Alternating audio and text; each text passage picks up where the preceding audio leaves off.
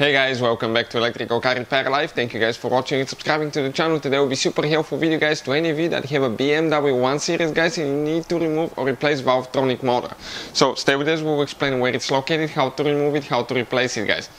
We'll cover everything from start to finish.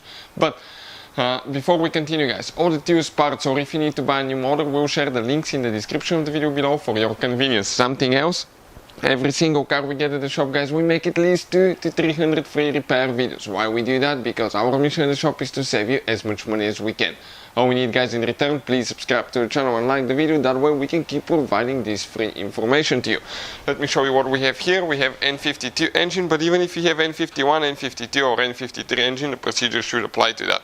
This is guys your engine completely taken apart on the front, but you don't need to do any of that. We do quite a few things apart because we'll be replacing water pump, thermostats, quite a few things, so we will make videos about all that.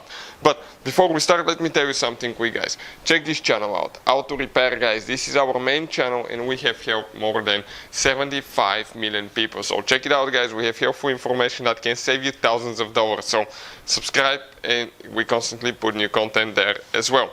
Now, with that being said guys, where is your Valvetronic motor? Okay, it's located right here under that cover. You can see where that bump is right here. So we'll show you now how to remove and how to replace it.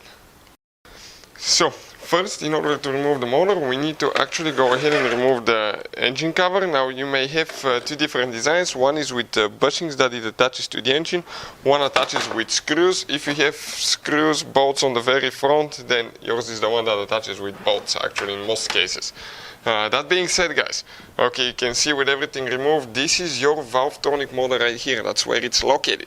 Now, most people think pretty easy to replace, right? You remove the wiring harness, you disconnect it and two bolts. But no guys, first, there is a hidden bolt and we'll show you where. Second, you need to remove the ignition coils for cylinder number 3 and 4 around the Valvetronic motor. So, we need to go ahead, open the wire under the cap, it will spit the wiring harness out.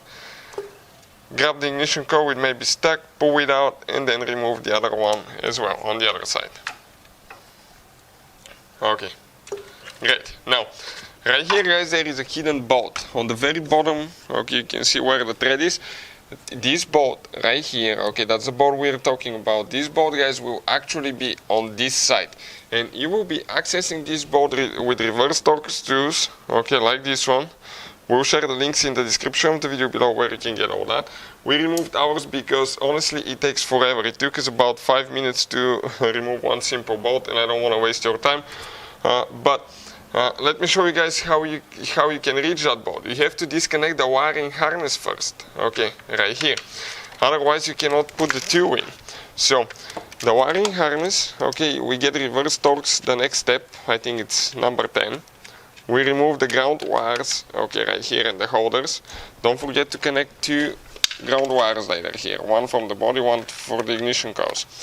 And then you have another set, okay, right there, that you need to remove that bolt as well.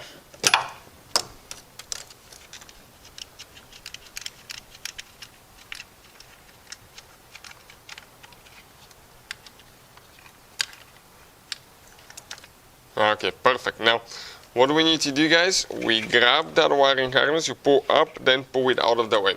If you need more room, you can actually disconnect the ignition coils. That way you have more room and you can move it and reach that bolt from here. Next, since we have the bolt removed, okay, we need to disconnect the wiring harness. Press in those two tabs, press them in, pull it out. We have two more bolts that we need to remove, and this is guys with the same two that we use for that little bolt on the bottom. So we just get them loose and we start removing them.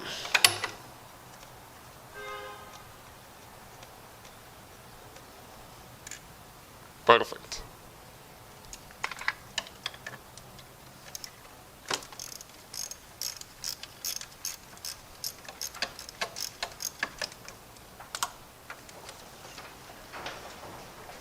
And we have one more there.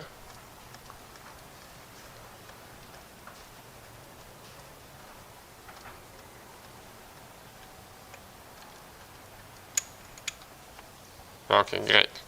Now grab the motor, pull it out, and this is it. This is your Valvetronic motor, guys. and you can see we got it out of the way.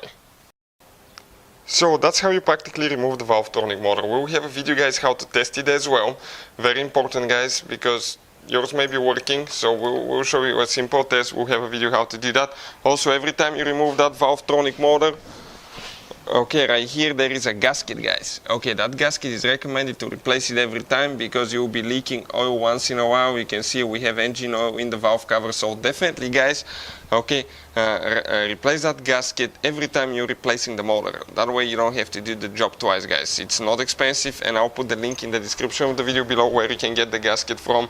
Otherwise you'll be collecting quite a bit of oil in your valve cover, and it can leak to the point that it can even leak on the exhaust, guys. So you don't want that to happen.